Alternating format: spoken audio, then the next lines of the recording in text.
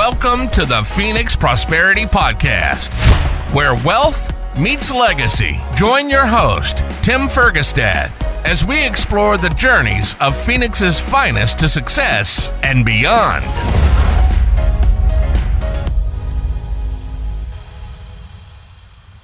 All right, this is Tim Fergestad. Thank you for joining us. I'm very pleased to have Steve Dalton with me here today. Yeah, there's Steve. Steve's a dynamic and transformational IT leader. After 35 years in aerospace and IT leadership, he's learned that the greatest technology in the world means little without the people who bring it to life. Welcome to the show, Steve. Thank you. It's a pleasure to be here with you. And I look forward to telling my story and how I can help people. All right. So as a nerdy guy, that's my words, not yours. We're engineers. We like stuff. We like toys. We like to design and build stuff or whatever. But it seems like you've had a journey that's brought you back to people and interactions and purpose. Do you want to give us your story, please, Steve? Absolutely. At the end of February, as I was dropping my roommate off and I was going to work, I started to get chest pains right here, and my left arm was numb. And right away, I was like, okay, I know what this is. So I drove myself to Chandler Hospital, and they did determine that I was having a heart attack. So what they did was they put a stent in my left ventricle, and then I was released after 5 days. And I did go back to work. But further on, I started to get kidney problems, and I had renal failure, and I was rushed in the ambulance back to Chandler. What ended up happening was they were trying to do an operate on me to remove this kidney stones, and I actually died on the operating table. They resuscitated me, and I was 6 days in a coma. And then after that, when I woke up, I was still in Chandler. I was getting dialysis. I was getting all these medications just to try to keep me alive. Right. And then I was able to get to Tempe Post-Acute, where I was on the journey of rehabilitation, from being bedridden, not able to move at all, and having the good nurses there help me and give me medications to keep me alive. And then I was able to get from the bed to a wheelchair, doing therapy as I go along, and then to a walker. And then when I got released, I said, I need to make a difference. There's so many people out there who feel lost, who don't have anywhere to turn. So I started a nonprofit. It's based out of Arizona. We're official one in the state. I have a group of us actually doing this together. And it's seeking talents for a greater purpose. It is Christian-based, but that doesn't mean it's not open to other faith. Really, what we're searching for is people's talents and how they can help others. And that's the whole basis of this. There's many people I know and others who have these talents that can help people in need, like people who are going through recovery that I did, veterans, or anybody else, people on the street. Help them, teach them, inspire them that they're not alone, and make sure that they feel that it is not over. And that's, especially in the world today with everything that's going on, people need that. And we're here to do that for them. That sounds awesome. Before we dive into the details of that, let's back up a little bit, Steve, if you don't mind. And Sure. That's a big impact, right? That's some people, right? In order for people to make a big change in their life, usually it needs a big inciting incident or something like that. And yeah. I think dying is about the biggest I can think of. How long were you dead? And I think it was maybe like a minute, and they resuscitated me quickly. So I did not. It wasn't a stroke. There was no brain damage, if that's what you're asking. No, I'm wondering about the experience. I mean, the fear coming out of it, and you seem incredibly grateful for the help and support you got from the staff and and everyone.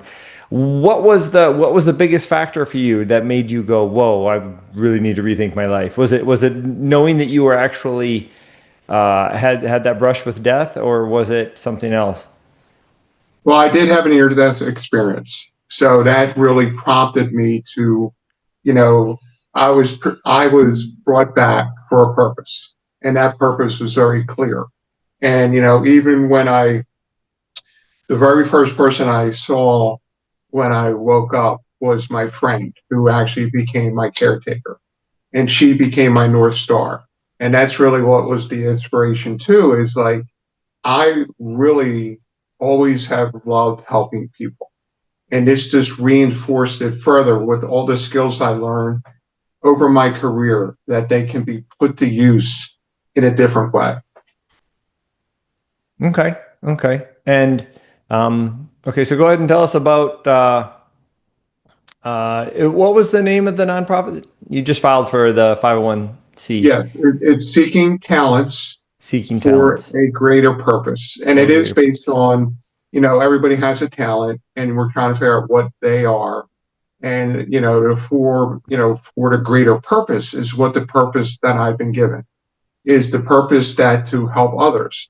And a group of us all agree that we need to help others, especially the way this world is now.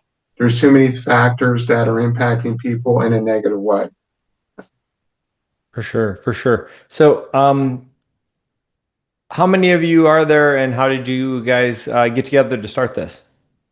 So it was a group of like my Boeing people that I know, my ex, friends and other contacts I have on LinkedIn. I started talking about it and we're forming it. We're all going to wait until it's 501c. We're all kind of close to that time when, hey, what's our next career move? We're secure. Where's the next step that we could take? And, they know me. They've known me for like 30 years and they know how passionate I can be. And I told them what happened to me and they agreed that they want to help. And this is where we're going to build this business together and make it success for people. Yeah. Okay, so what types of talents are you putting together? And obviously, it's great to have something with meaning in your life, right? A purpose to not just get you up in the morning, but to make you live fully, right? And keep you motivated, Right. inspired, and thriving, and shining your inner light on everybody. Right. What types of talents? What types of help are you hoping to provide? So the one person has really good communication skills. So that would be where they can help pull together what we need to do and actually help teach others to be like how to do interviews, how to prepare yourself for the next step. The other person is a process improvement person, where we can actually start looking at these different flows of medical environments and see how we can reduce them. Other ones is collaboration, how we can pull ourselves together. Other people have experience going through as a vet, how to help them. Behavioral scientists. I have a few of those individuals on the team who really understand what it takes to go through this stuff. We have individuals who are recovering alcoholics and really making sure that people who do come out of that don't go down that path. Addiction is a powerful thing, no matter what it is. And that's other points of recovery that we want to make sure we can help people through. Okay, you gonna try to coordinate with affiliate programs and so forth, or are you trying to do a lot of this yourself in-house? No, I want to coordinate. I want to make sure that's the point, is like gathering everything up on one space. I know there's a lot of them out there, but I don't want to take over what they're doing.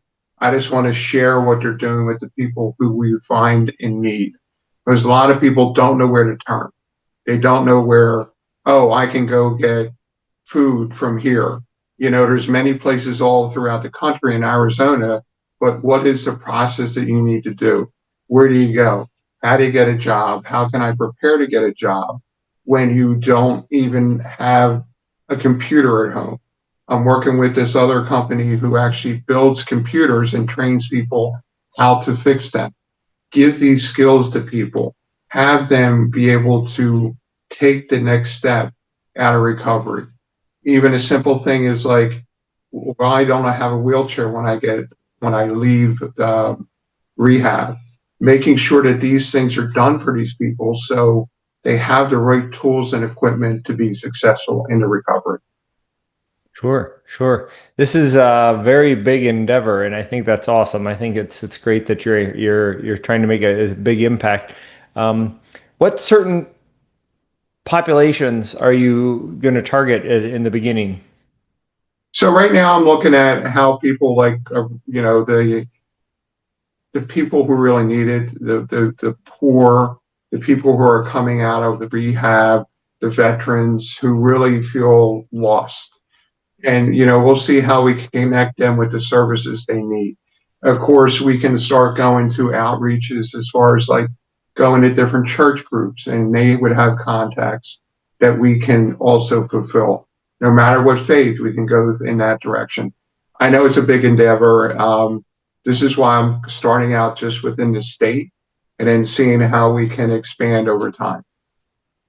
Okay, and what's sort of the model? Are you going to have like a centralized location, a brick and mortar place where people come in? Are you going to make I mean, because like you said, if they don't have a computer, how are they going to get to an online resource? Right. So what I'm going to do is eventually be able to buy a property probably in like central Phoenix and make that a place where people can go, where people similar to a lot of the places now, at least go to the physical location and then provide them with tools they need where they can go online. And of course, it's going to be tough if they can't get there. So we might even have people go out to their homes and seeing how we can help. Okay, I've had a couple of people on the podcast who I think I'll definitely connect you with who can be good resources. There's people who've been setting up something similar like this. It's sort of a sharing mentoring program where you can share something that's been challenging that you've gone through and now help sort of counsel people unofficially as just a caring person who's been through something similar, right? That type of a network. Yeah, But I also, would really like that. I'm sorry. Go ahead, sir.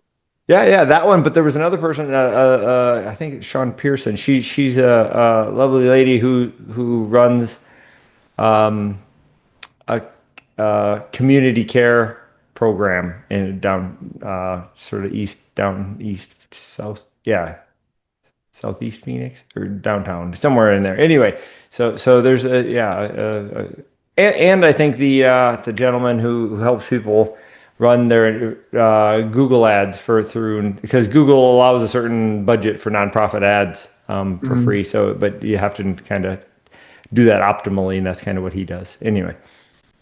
And the other thing, just to touch, I'm actually looking at a couple cybersecurity companies because the information will be loaded into a website that we're going to develop as an intake form. So I want to make sure everything is protected in the background, that their information is secure, two-factor authentication, and ensuring that. Sure. So that they're actually, when you said they would help nonprofits, these companies will do that too. Okay. Nice. Before we started the show, you mentioned several patents that you've recently filed. Is this related? Yeah, they're related to really kind of make, so a couple hospitals do this now where everything comes under one umbrella. But there's a lot of organizations where you have to, when I first got out, I had to log in 10 different portals. And that is time consuming. You get lost, confusing. You get frustrated. So that was the one patent to help realize, like, let's try to pull it together. The other one was actually some information on gathering that information for you and put it into a package. This is what the medications you need, and really have it in a clear way. Because just to give you, when I got released from Tempe post-acute, I was on 27 different medications. Whoa. And to really like understand what you needed to take, that's the other thing to really understand. And that's the other patent I'm working on is like, so that's the third one is like, how can we make this easier for people? because, there were so many things I needed to do, and I actually didn't do it. It was my caretaker. And it really was like confusing, even though they went over it, it really wasn't offboarded well. Right. So, and then the other one was actually considering it wasn't anything to do with software, it was to do with a wheelchair. But I'm still trying to see if that, because there's a lot of different wheelchair patents out there. I want to see if that's going to be able to do, because I'm using 2 current patents to do that now. Is this a different type of wheelchair, or what are we Yes, talking about? it would be motorized and more rugged, and it would be Huh. able to move from seating to upright.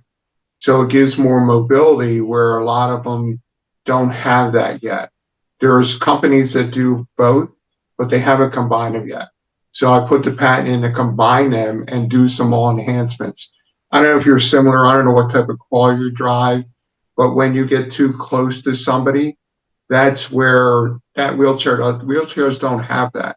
If it's situational awareness, to where, oh, you're getting too close to a wall, you're getting too close to a curb, having that sensor go off so you don't hurt yourself, especially with motorized one.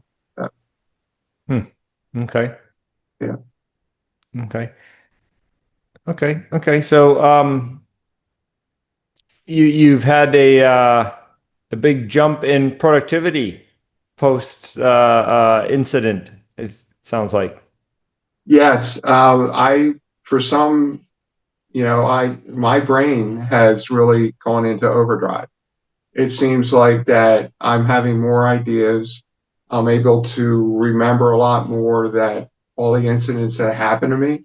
And really, when I have conversations now with people, it's more intense, because I notice things, I make connections, even with people. I attend a local church, and I hear somebody talk about one thing, another person talk about that, and I'm able to make connections with that because I remember it. And that's what the other part of it is that cognitive ability seems like it was enhanced, which I'm blessed. I'm very thankful for it, but it's, being able to document things, and I do a lot of documentation to help do further research on things. Do you suppose that's diet or pharmacologically related or anything like that? Well, I did improve my diet. I mean, my diet has improved 100%. I'm not eating the way I used to. So a lot of, like, I was a type 2 diabetic. Now I'm pre-diabetic. It's so low. My cholesterol levels are so low. My medications got cut in half. And I'm walking, I'm Nice. exercising, I'm being social. And I think all those social interactions, which I wasn't doing enough before, Right. could be another factor. You're absolutely right. For sure. That was something that the Blue Zone studies found was, Mhm. are you familiar? Yes, I think, yeah. Okay. Mhm. Okay. Just for our listeners who may or may not be, right? The zones on across the earth where you have people living the longest and the healthiest, best lives have a few of the same factors. They all eat a certain diet and they all have activity, but they're all also social, which is Yeah. being social is a factor. Um, so that's interesting. And congratulations on reversing your diabetes. That's awesome. Yeah, it was, just to give you numbers, it was 8.0. My A1C was 8.0 in a hospital. Now it's 5.4. So it's the lowest I think I've ever had. So, and the cholesterol is actually so low. I can't remember the exact numbers, but that's when they had to reduce the medication. And I'm glad, because now I'm only down like 5 medications, which is good. Yeah. From what was it? How many? 27? 27. Jeez. Yeah. uh, That's, and yeah, that's, I was taking insulin. I was getting 4 different medications for my heart, and everything like that. Not saying that I still don't take some of those things, but the other things are reduced. And the other things that actually did happen was I now have fibromyalgia. And that's something that I never had before. So that's something that I'm dealing with, but you know, the pain is temporary. My mission is forever. I can deal with the pain and regulate it, do meditation, prayer, tai chi, and isometrics, and it's helping with relieving the pain and pressure. Okay. Good. Steve, I see on your shirt it says "Keep moving forward." That always reminds me of the Disney quote, which they highlighted in the movie Meet the Robinsons, I think it was. Do you remember this one? I do. The Yes, I do. animated, the inventors and the wild family that it. Anyway, so is that from that? Where's their shirt from? No, it's actually, I don't know if you see this. Kinda. Yeah, so this is a nonprofit for veterans. Okay. So this is a shirt that I picked up like, I don't know, 10 years ago. What happens, and it's a sad statistic. 22 veterans kill themselves every day. Jeez. And this is where like this kind of fits into right what I want to make sure of. They are going through returning to normal life, and it's not going to be normal because of what they have done for our country. And they are moving forward as best that they can, with injuries, both, spiritually, in their mind and physically. And that's really, I think that's the whole picture. When we talk about, getting all those things together, those three factors really help be recovery to move forward in a sense. Because if you don't have them as a unit, you start to drift off back to where, you don't want to go backwards. You want to move forward. Okay. Keep moving forward. Yeah. Speaking of moving forward, Steve, so do you have any goals for maybe the end of the year for selecting talents? What was it? What was What is it? seeking talents for greater Oh, purpose? seeking talents. Yeah. I just hope that everything gets approved. We can do to jump off in January 2026. I think that's the way the government seems like it's running lately. It's just going to take long. Right. And doing a startup, find funding, find other people. I mean, that's the goal. And really, actually, even the main goal is to help other people. Right. How am I going to measure that? I do statistical analysis, and there's this one thing that I've seen in a movie. I can't remember which one is like, and it says all you need to do is save one. Oh, Once right. you save one, then you keep going back and saving another over and over again. And hey, save one. Let me save one, and then we'll see where we go from there. Right. I can't remember. I know what that was. Yeah, it's a great line. Oh, It's it's that actually simple. in Justice League. It was Batman saying the Flash. Oh, yeah, he was overwhelmed and he was just He was like, overwhelmed. Yeah. yeah, And yeah, yeah. you talk about it like a techie nerd. I'm a comic book nerd. Okay. Yeah, I had the opportunity to actually meet Stan Lee. So that was Oh, really? yeah, it was amazing. Yeah. Very cool. Very cool. He was a character. Yeah. Okay, that's awesome. That's awesome. I'm a nerd too. I've gone to my share of Comic Cons and stuff. Yes. I'm an official stormtrooper for the 501st Legion. Oh, well, there you go. Yeah. I've gotten to meet a fair number of people through that as well. Shared elevators with, Shatner and all sorts of other people, but it's kind of funny. Let's see. I have questions that I like to ask people at the end, sort of reflection questions. One of them is, like, what's happened to you in the last 12 months that's changed your life? But I think we've already covered that, Steve. And you know what? You think about it like when you say you died, and it's a positive thing. To me, it almost was a wake up call for me Sure. because I was doing a lot of I was helping others in my career, but I didn't think I had the focus that I have now. Okay. And I think that reflection on it is, it was, it's weird to say that. I'm thankful that I died and came back, because now it's given me a purpose that will drive me, to build a legacy and to have that legacy continue, forever. Right. That's impacting other people's lives. That's how we live. We pay it forward. Right. And that's another movie quote. Yep. Okay. Well, thank you, Steve. If people would like to connect with you and learn more about your programs, what can they do? Where should they go? Right now, I'm just out on LinkedIn, but we're building a website. So I do have a LinkedIn to share. So that could be the first step. So I did post it out there that the business has started. So I think I did send you the LinkedIn profile. Okay. Excellent. And Seeking Talents for a Greater Purpose is Yep. will be some type of the program and website in some form, hopefully soon. Absolutely. Pretty soon. All right. Excellent.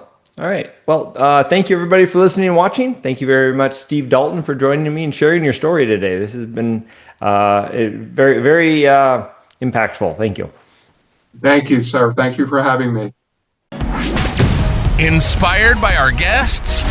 Visit phoenixprosperitypodcast.com/guest and join us on the show and share your success story with Tim. The spotlight awaits.